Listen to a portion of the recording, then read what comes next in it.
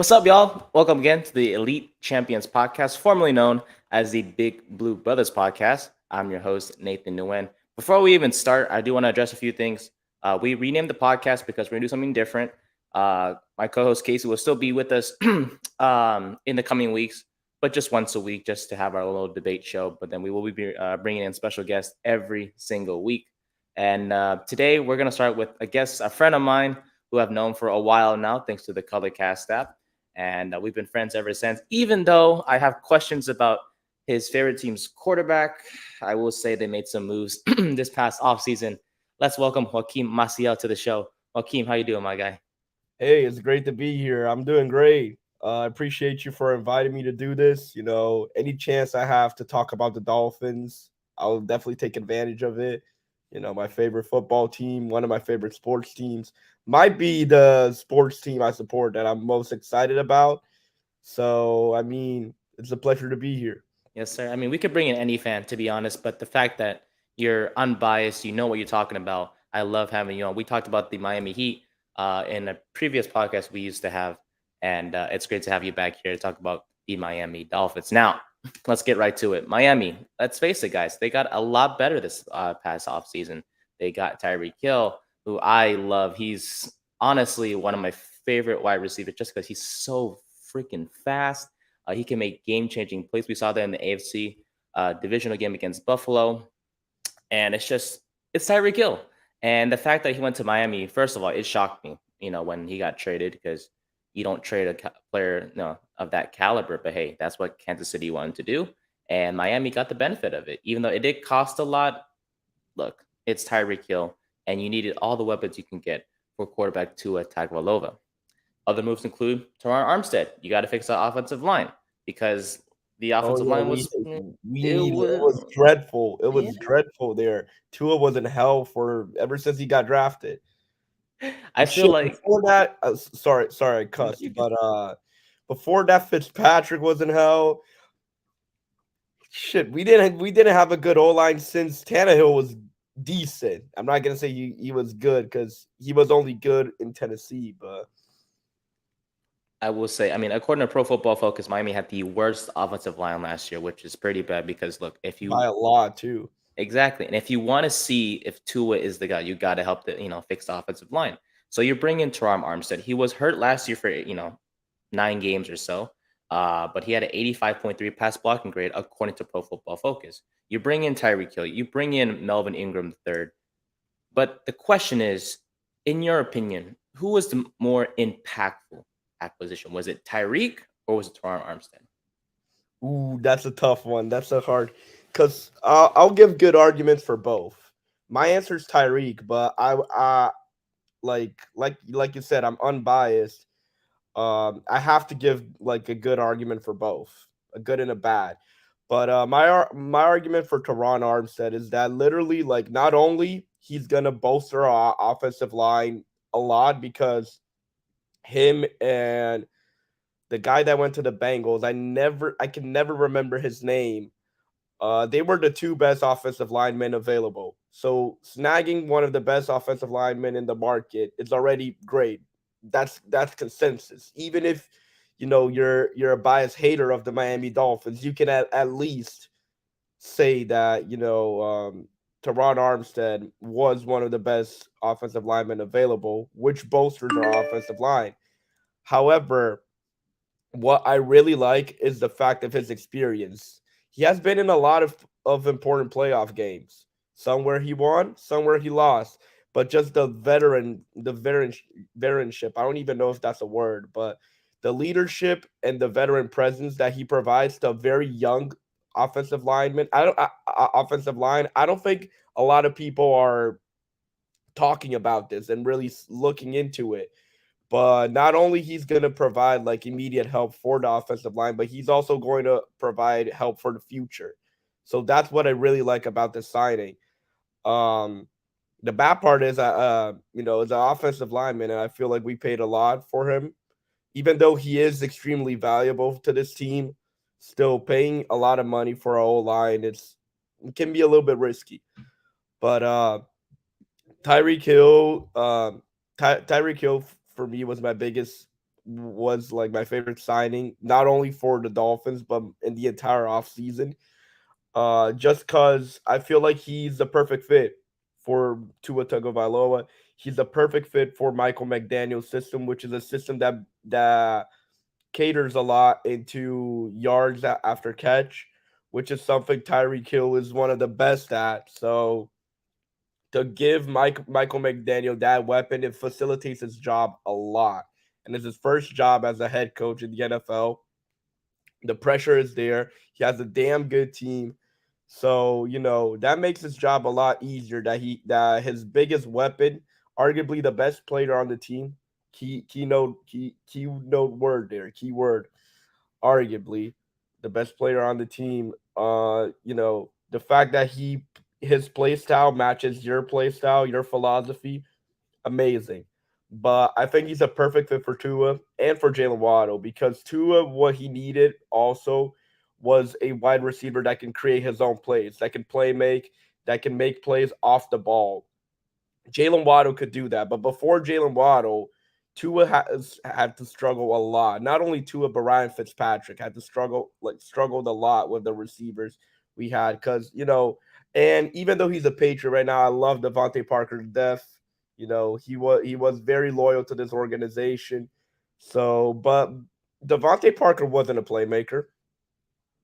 Before him, Jarvis Landry, in my opinion, wasn't really a playmaker. So Mike Gesicki, not that much of a playmaker. He was the better playmaker before Jalen Waddle got to Miami. But now you got two playmakers. You got a great slot receiver in Cedric Wilson. You got a tight end who can play make a bit too. So now really it creates a dynamic for our opposing defenses because okay, you got to guard Jalen Waddle, right? You can't leave Jalen Waddle open, but he can create a play for himself. You can't leave Tyreek Hill open, but he can make a play for himself. And if they cannot make plays for I mean, they're themselves. Damn, why do I stutter so much? But if they cannot make plays for themselves, they can make plays for each other. They can help each other get open, which facilitates Tua's job so much. This is why this is the most important season for Tua. I will say, as we talked about on many occasions, Tua is a quarterback I've struggled to like because of the fact that he's from Alabama. And for me, the thing is, when you're from Alabama and you come to the NFL, there's a standard. And that is, you showed out at your college. And when you come to the NFL, you're supposed to continue that success. We saw Tua replace Jalen Hurts in that championship game, and he balled out. Tua did. He was outstanding. And he performed well after the Jalen Hurts game. And he got drafted by Miami, and the rest is history. Now, this is it. I've said to you, I am sure on many occasions, and also to my co-host Casey on many occasions as well. This is it for Tua. I feel the same way for Giants quarterback Daniel Jones. I feel like this season is it. Same thing for Tua. If he can't prove that he's a solid quarterback, that if he can throw for more than 3,000 yards, if he can throw more than 20 touchdowns, at least, in my opinion, that's what he needs to do to keep his job. We're going to address the whole Tua situation with the next question. But you mentioned Tyreek Hill, and you have Jalen Waddle and Cedric Wilson, who isn't a guy that's going to scare you, but he can make plays as well. Exactly. He's a weapon. Exactly. And I think the theme He's is not as much as a weapon as Jalen Waddle or Tyreek Hill, but he's still there. It's like Gesicki too. mhm, Like you have to cover these four guys, which is going to be difficult for any defense. mhm. I think the theme for Miami is this season is obviously speed. You know, Tyreek, Jalen Waddle, Cedric Wilson to an extent, Raheem Mostert, Chase Edmonds, and you still have Miles Gaston and you still have Savon Ahmed at running back. A loaded team. And you have Mike McDaniel, who I love. He's a fun coach who kind of fits in with today's society type of vibe, if that makes sense, because he's just He's funny such a and millennial. exactly like he's relatable to us. He's extremely relatable. But like if someone told me to describe like the definition of millennial, like a person that keens in on like the definition of millennial, I would say Mike McDaniel. I love him. I really do. And look, Miami brought in some great pieces to this team, and look, we can hope that regardless of who is more impactful, if it's Tyreek or if it's Toronto Armstead, these two guys were brought in for a reason. That is to improve on this team. And look, they're in the AFC West, and you have New England, you have Buffalo, and you have the FC East, you said West, but I said West. yeah. AFC East. Thank you. You have the Pats, you have the Bills, and then I guess you have the Jets. But without Zach Wilson, I don't really see them going anywhere. So look, the AFC East is between the Patriots, the Bills, and the Dolphins. In my opinion, the Jets have no chance whatsoever. So Miami has a chance to possibly I don't make a think New wild card England have spot. the chance either. I, if I'm being honest, New England, I don't think they have a chance to explain. win the AFC East. I think they have a chance to make the playoffs, Hmm. but to win the AFC East is Miami and Buffalo. It's Miami and Buffalo. The thing is, like, if we were having this conversation a year ago, I would say New England is on that conversation. The Hmm. thing about New England is, in my opinion, they had one of the worst off seasons by any NFL team this off season. They lost J.C. Jackson, who was, in my opinion, the most important player in their defense, alongside Matt Judon. Um, they lost so many guys. They lost weapons on offense, which wasn't a strong suit for New England. Their running game is still questionable. I don't know. I don't know about New England. Bill Belichick is great. I know he's gonna do magic. That's why I don't think they'll be horrible. I don't think they're gonna be a bad team. But in terms of winning this division, I think if we're looking at talent, Miami and Buffalo are just so far ahead of New England. It's just you're gonna doubt Bill Belichick, though. I I'm think not gonna. that's That's I just said I'm not doubting Bill Belichick. I think he can bring this team to the playoffs. But in terms of winning the division, you got to remember Buffalo is a Super Bowl contender. Miami is maybe a trade or two away from being in that level, and or even a development. Let's say Tua becomes one of the best quarterbacks this season. If that happens, they could be Super Bowl contenders too. fair enough. New Fair. England is not like both you and I know. No matter how good Bill Belichick is, New England is not a Super Bowl contender. I agree. I think just because the coaching staff is not just Belichick, it's the fact that they don't have an actual offensive coordinator. You can't just. I'm not gonna doubt him, Belichick. I'm not gonna do it. Obviously, that'd be stupid of me. But I will say that not having a stable offensive coordinator and you're splitting the duties between either Joe Judge, who we know is a terrible head coach, and Matt Patricia, who was terrible in Detroit, not the best options. Besides, Patricia was a defensive coordinator, but for some reason they're going to have him at offensive coordinator. I don't know. The point is, the Patriots, in my opinion, no stable wide receiver number one whatsoever. Tight ends, question mark. Running backs, No, Damian Harris. I don't think tight ends are a question mark. I like Henry. I like him. He's been all right. He could have done All better, right, yeah, all right, yeah. but he's still a good tight end. No, fair enough. And then Mac Jones is Mac Jones, but I think if they're going to win games this season, New England, it's going to be defense. Defense. 100%. 100%. That's But why, but that's why I'm saying losing J.C. Jackson hurt them a lot. that did. And to the The Chargers, too. secondary is not the same. Exactly. And to the Chargers, too. It's not good for the Patriots defense. But who cares, right? If Miami does good and y'all beat New England at least once this upcoming season, which we will discuss the schedule before we end the show today, it's gonna be good for Miami. So we'll see. Now, team captains. I love to see which teams, or what teams or who teams announce as their team captains. And for Miami, I took a look at the list and it looks pretty good. Javon Holland, Tyreek Hill, Elandon Roberts, Christian Wilkins, who I love as well, Xavier Howard, top 5 corner in my opinion, and Tua Tagovailoa. Man, Tua is just whenever someone mentions Miami, it's always Tua. So It is. It's going to be like that for a while. yeah, and until he's gone, but well, maybe he's not going to be gone, but we'll see what happens here. Simple question. What are your expectations for Tua? I think, like I previously said, damn it, why can't I talk? Like I previously stated, this is it for Tua. This is his year, his proven year, because I always gave Tua passes in the last couple of seasons because Tua had everything against him. The offensive line was dreadful before Jalen Waddle came in.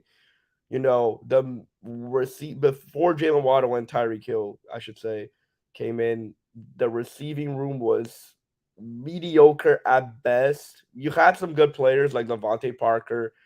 You know, you had Mike Gesicki, but the rest of the receivers were Mac Hollins, who I never really liked, Lynn Bowden, who had his moments, but we cut him, so obviously he doesn't belong in this receiving room. Who else? I'm trying to think off the top of my head. Preston Williams, who was always injured. I'm surprised we kept Preston Williams. I thought he was going to be a guaranteed cut, if I'm being honest, just because of his health issues and how I was reading that he wasn't progressing as the team expected. But Preston Williams, Albert Wilson, who was very on and off, Will Fuller, who, I mean, his contract's in Miami Dolphins, but his jersey really did say the same thing. Like he barely played for us. But anyways, but the most important thing that people don't realize is now he has a coach that trusts him. His relationship with Brian Flores, although I love Flo defensively, like it was very sour to the point where, Brian Flores, before Tua was drafted, was trying to recruit Tom Brady, which I don't blame him. Every team in the world should do that. It's Tom Brady. He's the best quarterback of all time. I hate to say it, but he is. But he was recruiting Tom Brady, and then when we got to and the whole Deshaun Watson speculation was there, he was the one promoting that whole idea. Although I hate Stephen Ross wanted to continue with Tua. Chris Greer wanted to continue with Tua. Brian Flores, on the other end, wanted to change at quarterback. He wanted Deshaun Watson. But now he has Mike McDaniel, a coach that praises him so much to the point where people think he's exaggerating. But he has Mike McDaniel, a coach that trusts him a lot. The receiving core is probably one of the best, if not the best, in the NFL. If not, I'm not going to say we're the best because Fair enough. I haven't decided that yet. But one definitely top five receiving room in the NFL. We have a decent O line, decent with Teron Armstead, which was an amazing signing, and some of our younger guys are developing, and we also have a decent running back room. So really, the everything is there for Tua, and the team expects him to make a big jump with all the weapons, the trust that he has. I love Tua. I think Tua, not only as a quarterback, but as a person, he's a great guy. You know, he's laid back, nonchalant, but he seems like he's having fun at times. Like one thing that I'm looking for, because I also look a lot at my favorite athletes in the human perspective. I see a different vibe. Like I see a different vibe in training camp from Tua last year to this year. This year he seems comfortable. He seems happy. He feels at home. As in prior seasons, he wasn't feeling it, you know, and that's also something that I take a lot into question. His mental is there, like he feels mentally prepared. He feels mentally happy in to be a Miami Dolphin, which in the past, he was doubting if the Dolphins really believed in their in his potential. Jesus, I can't speak today. But I like the expectations for me are high on Tua. And another thing that people are not talking about that, could add pressure to him is the fact that Miami is actually a really good team. like I said before, Miami's a trade or two away from being Super Bowl contenders. Maybe even Tua's development away from being Super Bowl contenders. So players are gonna want to come to Miami. If Tua is bad, it's not gonna be as hard to replace him as in the past. Because now we have a really good defense and a really good offense. All we need is that quarterback presence. And we've seen rumors of Lamar Jackson possibly having interest if contracts with Baltimore go south. There's plenty of quarterbacks available. And I think really for Tua, if he shits the bed, I'm sorry for cursing for the third time, but if he's not good and ownership and management wants to move on, I think they'll find a replacement quick. But I am hoping for Tua. I do still believe that Tua can be the franchise quarterback. I am really hoping and rooting that he's the franchise quarterback because I feel I've one I would love to give a huge middle finger to all of NFL Twitter if he does become an elite quarterback. That would be such a better feeling to because I was riding with Tua pause like since he got drafted since Alabama. I was always by his side, so like never doubted him. So to be right for me personally would be amazing. But also to like I said before, too as a person, he's a great guy. He does a lot of charitable work. I rather support him than support some other quarterbacks who are controversial. I'm not gonna get into it, but See, one of the reasons why that I'm not gonna be the one that's gonna hate on Tua and be that guy is because if he does perform well this season, I don't want to be the guy that gets the middle finger. I want to be the one that's on your side because I don't want to be the one that makes a mistake. Because look, he has so many improvements around him and a better head coach who has been praising him, Tyreek Hill. Even though it does annoy me at times, he's saying, "Oh, Tua is the most accurate quarterback I've ever had," or even though he just had Patrick Mahomes, it annoys me. But at the same time, we it for me, I would say I don't know. I haven't seen as much video or practice film of Tua, you know, in those joint practices. We see, preseason and whatnot, but we don't know, or specifically, I don't know what goes on um, in house. Like, you know, how yeah, the much Tua thing has about the improved. joint practices videos, I'm Exactly. with you. I'm with you. Like, here's the thing: you're never gonna get a neutral vision. You're never gonna get a neutral coverage because when the Dolphins had the neutral practice, I mean the joint practice with the Eagles. I'm sorry. Mm, I looked at both to have a neutral sense, to have that neutral idea. Because I was looking before at only Dolphins footage. What I saw from Dolphins social media and all of that. Tua looked amazing. mhm, Amazing. Tyreek looked amazing. The whole team looked amazing. And I was like, okay, but maybe I worked with scouting before for mhm. soccer. So I was like, okay, the scouting me said, okay, but they're only showing the highlights.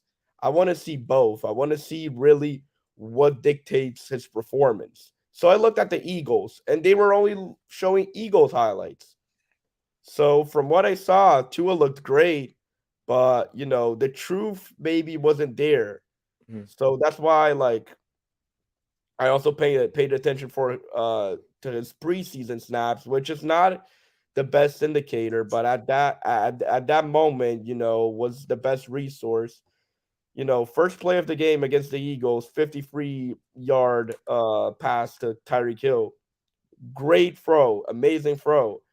And you could see the chemistry was there, but still, I think really for me to decide rather he's doing a good job or a bad job is going to take the first 3-4 weeks of the season, maybe even longer than that, because he can turn it around. Like um, last season, the first two games he played, he played terrible. But towards the end of the season, he was getting a lot better. his act like I'm not gonna be like Tyreek Hill and say he was more accurate than Patrick Mahomes Hmm. because he was not. But in the second half of the season, though, he was top five in accuracy in terms of stats. He was, and it got us to a good winning streak. So I think that also this team really goes is really going to go in the direction that Tua is going. If Tua is great, this team could be competing for a AFC championship. If Tua is bad, who knows where this team is going to go in a bad way. Hmm. I feel it. We'll see what happens. I think to make it short for me, I expect to look over 20 touchdowns, over 3,000 yards because of the weapons he has. Like if he could throw for 2,600 yards with, Jalen Waddle, Mike Gesicki, just those two, and you add Tyreek, and you add Cedric Wilson, and you add that running back duo of Edmonds and Mostert, and you still have Miles Gaskin if necessary. I think it's very possible for Tua to throw for over 3,000 yards and over 20 touchdowns. As we're running short on time, but not to worry. We just have one more topic to discuss, and we're just gonna run through them, game by game. Schedule predictions for Miami. I have the schedule right in front of me, so without further ado, let's go through it. And All right. Can I you was, can you make it easier for me? Like just say because like I don't yeah, of have course. memorized. Oh Like no, just say the matchups and I'll say win or loss. sounds good to me. I will say you will be surprised at what I have him at, and you might give me some praise at the end, but we'll see what you think. So, week one, September 11th, almost here. I'm so excited, by the way, Me too. against the New England Patriots at home. At home, Yes, sir. win. All right, same here. New England is notoriously bad in Miami. I mean, you guys are at home too. It's gonna be loud. Tyreek's gonna go off for I know over 100 yards. I just know like it's gonna be one play where Tua just hits to Tyreek for like 50, 60 yards down the field. It's gonna And be here's the thing: nuts. New England is weak at cornerback this year. So, and we're strong at wide receiver this year. Exactly. So So, yeah, I expect a win. it's gonna be fun. And then after that, you're gonna have Baltimore in Baltimore. I'm planning to go to that game. Fun fact. Really? Yeah, Okay. with a friend of mine, but Baltimore is going to be a little bit tougher. I think it's going to be a close game. I still have us winning just because a lot of Baltimore's key guys are coming back from injury. So, I think Baltimore is going to be a team that's going to be scarier towards the middle to the end of the season. Okay. And then we have the Buffalo Bills at home. At home, loss. Okay. I was gonna say. And then we have Cincinnati on Thursday Night Loss, but it's Football. going to be a close game. Okay, fair enough. I mean, it's Buffalo, Super Bowl contender, like you mentioned. So we'll see what Yeah. happens. Two Tua one one had so his far. worst game. Tua had his had his worst games in Buffalo, uh, all throughout his career. So that's the reason why I say loss. And I mean, Buffalo has been getting the better end of us, and they also have a better team than last year. Every time we play them. So I I'm gonna spoil it a little bit, but me being honest, because that's the person I am. I try to be honest before bias. I don't. I think we're gonna get swept by Buffalo in the regular season series. Okay, I'll make sure to keep note of that. All right, and then we have Thursday Night Football against Cincinnati in Ooh, Cincinnati. in Cincinnati. Ooh, you know what? This is gonna be a tough one, but I want to say win. I want to say win. Cincinnati's a great team, but this is gonna be a dogfight. But I feel like okay, this is my hot take. I feel like Tua's best game of the season will be against Cincinnati. You cannot do this to me. Come on, my guy. Like Cincinnati. Listen to my argument. Okay. Like I said, Cincinnati is a great team. But here's the thing. This is the game that Tua has been marking for I don't know how long. Because it was always a comparison pre-draft, right? Tua or Joe Burrow before Tua got hurt. And everyone was telling how Joe Burrow is amazing, rightfully so. He took the Bengals to the Super Bowl in his second year, and everyone was praising Joe Burrow all throughout this time and dissing on Tua. This is Tua's chance to say, the tables have turned. I'm that guy for tonight. So I feel like he's gonna play with a massive chip on his shoulder. It's gonna be a dogfight. Shit, I even expect this game to go to overtime, but I don't know. I feel like this is this is a game where Tua and the rest of the Miami Dolphins, the guys supporting him, Tyreek Hill, Jalen Waddle, Xavier Howard, they're all circling that game and preparing already. So I think we're gonna have a very statement W against Cincinnati. Okay, we'll just leave it at that. There, it's a good argument, but question marks for sure. All right, and then we have a long break, and then we have the Jets in East Rutherford. W. Okay, I shouldn't spend time that explaining. that's enough said. And then we have the Vikings at home in Miami, of course. W. Okay, and then we have the Pittsburgh Steelers at home.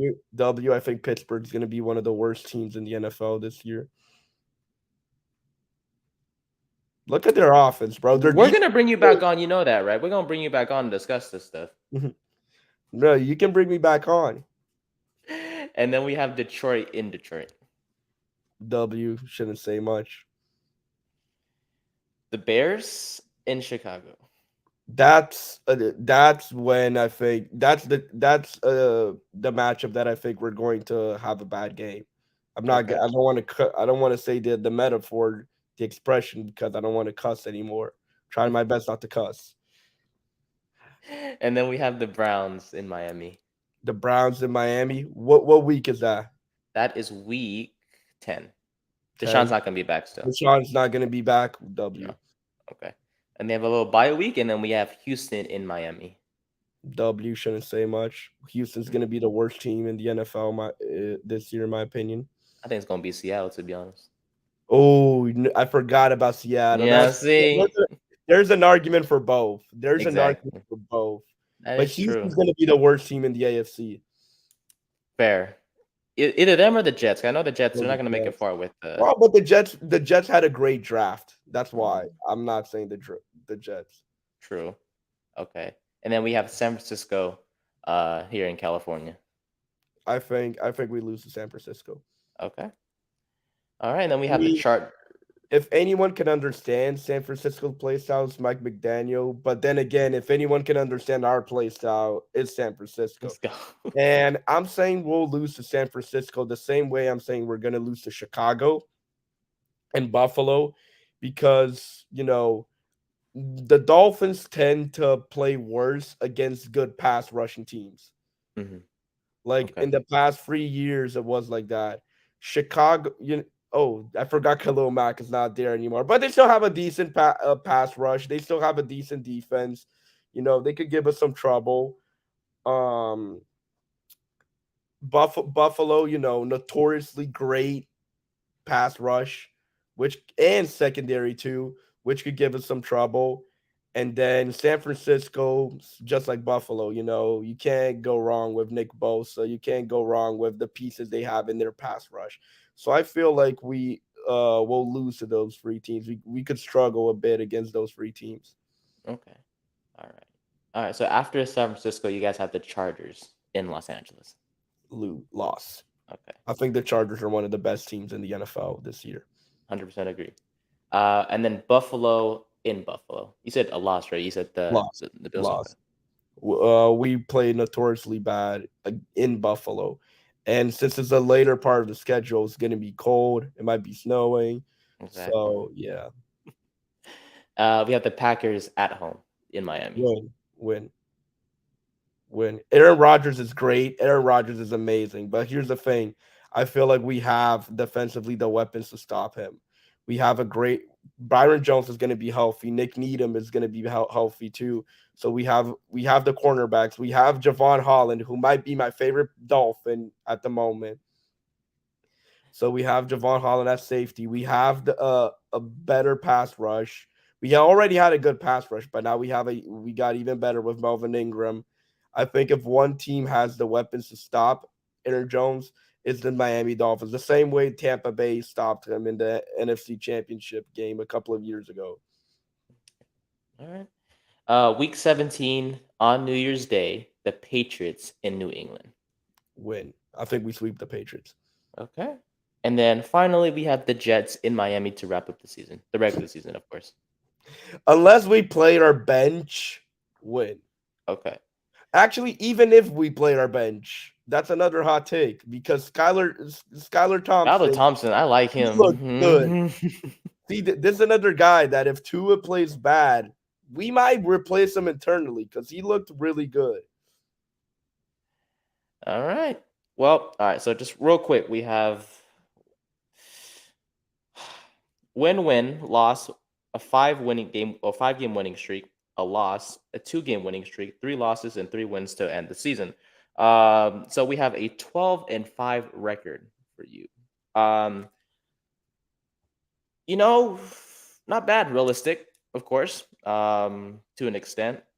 For me, I do have you guys winning your opening game against New England. Then I have you guys 3 straight losses against Buffalo. I mean, the Baltimore Ravens, the Buffalo Bills, and then Cincinnati Bengals. I just Fair. I can't get up. It's just the Bengals. I can't get over the fact they made the Super Bowl. They still have Joe Burrow. They have that amazing receiving core. I No, just that's don't know. fair. I agree. I agree. I'm just saying. I just feel like that would be a statement game. That is That's true. why. That's why I said the W. But it could might as well be a loss. It's gonna be close, but it could. Exactly. Like I'm agreeing with your takes too. Baltimore, I can agree too. They're a great team. The only reason why I picked us over Baltimore is, like I said before, how healthy will Baltimore be? Exactly. But you're gonna like this one. I have them on a 7 game winning streak against the following: Jets, Vikings, Pittsburgh, Detroit, Chicago, Cleveland, and then coming out of the bye week, you guys do beat Houston for that 7 game winning streak. But unfortunately, I guess I still have you guys on a 4 game losing streak against um, the Niners, the Chargers, the Bills, and the Packers. No, But all is well. Oh, I got you. Go ahead. Go it's ahead. fair. It's fair. It's justified. They're all great teams. Exactly. But then all is well as you guys do wrap up the season beating the Patriots and the Jets to finish, in my opinion, 10-7. So we have similar records. We disagreed on a couple, but to be either 10-7 or 12-5, regardless if it's one of those two, um, or one or the other, I should say, that's a good season for Miami, and I think that solidifies to a spot as quarterback for the Miami Dolphins. So with that being said, that will wrap up this episode of the Elite Champions podcast. We are sponsored by Underdog Fantasy, the best and easiest way to play fantasy sports. Use the promo code case and Nate, and you get a free deposit match up to $100. NFL season kicks off next week, which means you could bet over under on the Bills Rams game. For example, Josh Allen, if his line is set at 20 completions, you can bet over or under on that. Just make sure to use my promo code case and Nate, and you get a free deposit match up to $100. Underdog Fantasy, the best and easiest way to play fantasy sports. Joaquim Maciel joined the show today. We talked about the Miami Dolphins. I always appreciate you as well. And question, how far are the Miami Heat going next season? The Miami Heat. I mean, I think the team is not complete yet. I think we'll still trade for a power forward, Mm-hmm. hopefully. But I think I'm gonna say floor and ceiling, okay? Okay. And my expectations. I think our ceiling is an NBA Finals trip for sure. You know, if Jimmy plays like he was playing this past playoffs, you know, if Bam takes a leap, another leap, if Tyler Hero takes another leap, if Oladipo comes back at least 70-80% of how he was, if Kyle Lowry comes back, you know, healthy, it's possible. It's Mm-hmm. definitely possible. I think Miami is still a contender in the East to win the East. Uh, I think our floor is the second round. Okay. I don't think, you know, although the East is amazing this year, I think the drop off from the top four teams to the, you know, bottom four playoff teams is still big. Not as big as it was yesterday because, you know, Cleveland just got Donovan Mitchell, and that should help them out a lot. I could talk about that a lot, but you know, we don't have time. Save it for later though. Exactly. I have a great take on that team. But Definitely. you know, I still think we're among the top four, along with Milwaukee, Boston, and Philly. So second round is our floor. My expectation is, you know, we my expectations in the middle. I think we could make it anywhere between, a hard fought battle in the second round with this current team, Hmm. like without a trade at power forward. It really depends on the matchups because I think we could finish, in a hard fought battle in the second round. But I could also see us like making the NBA finals. So I'm gonna say like conference finals, but just not the same result, not in a 7 game series. I could see us taking it to 6, maybe even to 7, but not as close of a game 7, just because I feel like it really depends on matchups. Like I said, if we let's say we face Boston, I think you know Boston this year might be a more favorable matchup to us than Milwaukee or Philly. Scratch that. Then Milwaukee. Then Milwaukee. Let's say we face Boston. I think we could get uh we could go to toe with them, but I still think they have a more complete roster. Milwaukee is the one team I'm worried about with the Miami Heat because Milwaukee, they have Giannis, and we always had a power forward that could help out with the like could play help defense on Giannis and slow him down. Because Bam can guard Giannis, can contain Giannis, because no one can stop Giannis. But Bam is one of the better players that can contain him. But we always needed a help defense, someone to be between Giannis and Brook Lopez. In 2020, we had Jay Crowder. We won that series. You know, last year we had PJ Tucker. We won. I'm pretty sure we swept. No, scratch that. We lost one game to Milwaukee last season but that was during like the COVID spike where we were playing with 9 players. But we had PJ Tucker. Now take a look at 2020. We had Trevor Ariza at power forward, and the results of that, along with some injuries, was us getting swept by Milwaukee. We don't have a power forward. We have Caleb Martin as a starting power forward. Caleb Martin cannot play that role. I love Caleb, but he's not ready for that role yet. So if we play Milwaukee, I think we're screwed, to be honest. Philly, you know, yeah, they got more shooting, they got more defense. They're a great team, you know.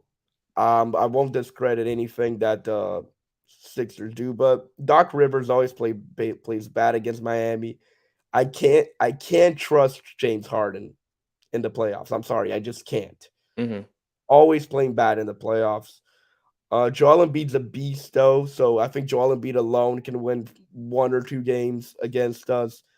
I think Philly might be our best matchup out of the three, but because also they tend to not respond well to our like switches from man to zone, but still they're a threat out there. They're a threat. And then you also have teams that could be sleepers. I don't see them beating us, but they could give us a hard fight like Chicago when healthy, Cleveland, Atlanta also got better. You know, I think if Donovan Mitchell did land in Miami, it would have helped a Oh yeah, lot. no. If Donovan Mitchell landed in Miami, it was It would have guaranteed, been over. guaranteed final spot. Hmm. Guaranteed. But unfortunately, he's in Cleveland, which sucks because out of all teams, Cleveland, man, it's ridiculous. But you know what? We won't dive in too much He'll into be it because amazing in 2 years. they have a shot next season, though. I will say that. They do. Mhm. But in 2 years, Oh yeah. they're gonna be amazing. Uh, They're gonna be a championship contender in 2 years. If uh, if all goes well. True. 100%. All right, Joaquin. Well, thank you so much for joining the show. I Thank you appreciate for you having me. as always. We'll bring you back in. I would say mid-season, during the Miami Dolphins season, and we can break down our predictions and see where they're at that point of the NFL season. It's almost here, man. I'm very excited. Thank you as always for joining the show.